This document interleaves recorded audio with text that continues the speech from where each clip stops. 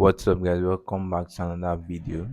And today, I'm going to be sharing what is kind of normal to me and something that is supposed to be normal in general.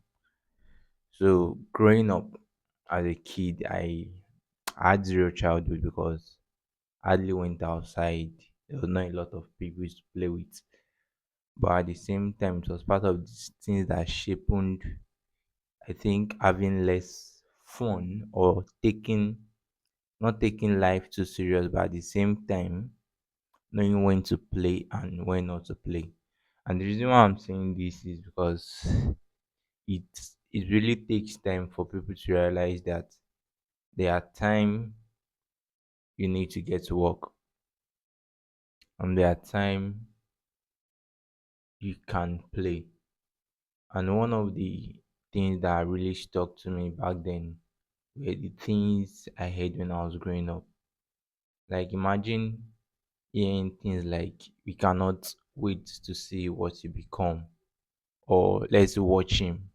All those kind of things kind of stick something right in your head, whereby the expectations are pressured on you at a very young age. So all that is kind of required is result to produce.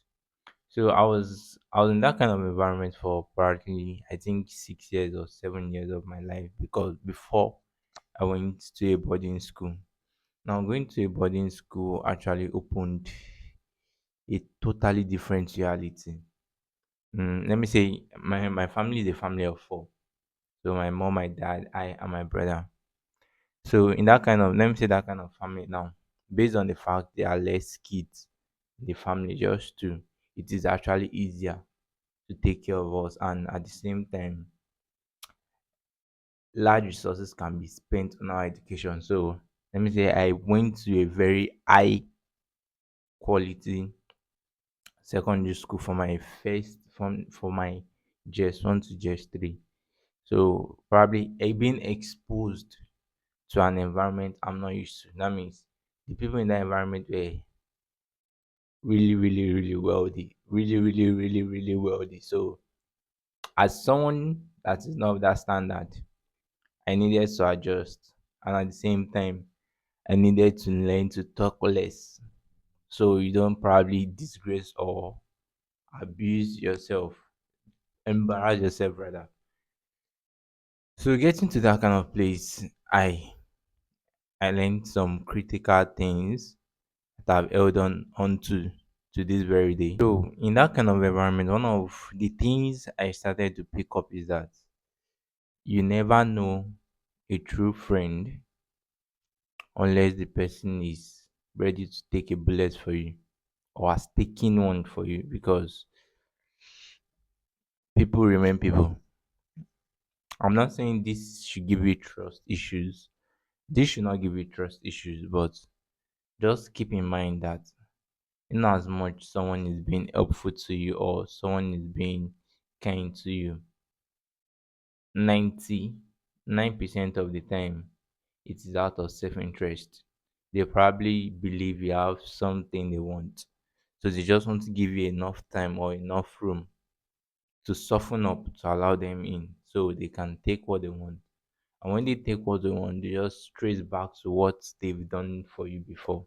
Now, another thing that environment exposed me to was that I usually, I will not say I was, let me see, I was kind of smart, but changing schools actually affected me.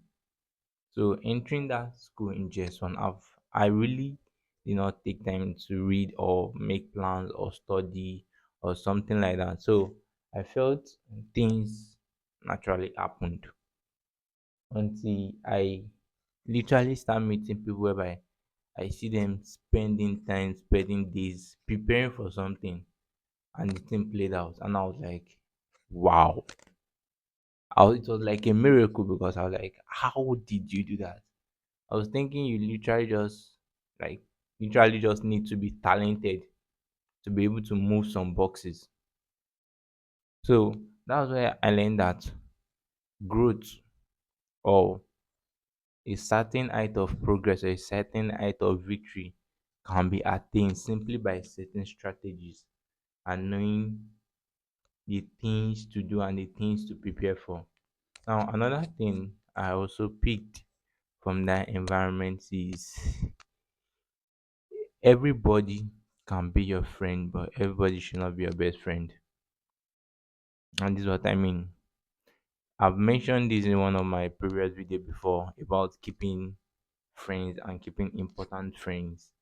Now, there is this state of intimacy people like to feel. I don't mean sexual intimacy, I just mean like, how do I say it? Something like psychological intimacy, whereby they feel they know someone or they are super close to someone or someone really, really respect them or someone really, really honor them.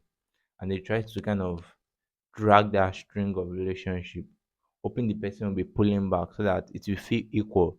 Sometimes it does not work like that. The person that you are trying to reach out to, probably his way of reaching out is just answering you back. Hello, what's up? He does not want a long conversation. He does not want you lingering around. So I'll say learning to know where you are and how to respond to your situations or to the people around you will help you in a long run in keeping important relationship, not just close friends, important friends whereby 6 years from now, 10 years from now, you can still have value to offer to them. So I'm going to be continuing on this episode. So this should be probably 4 or 3 sections. So see you in the next video. Have a nice day and God bless.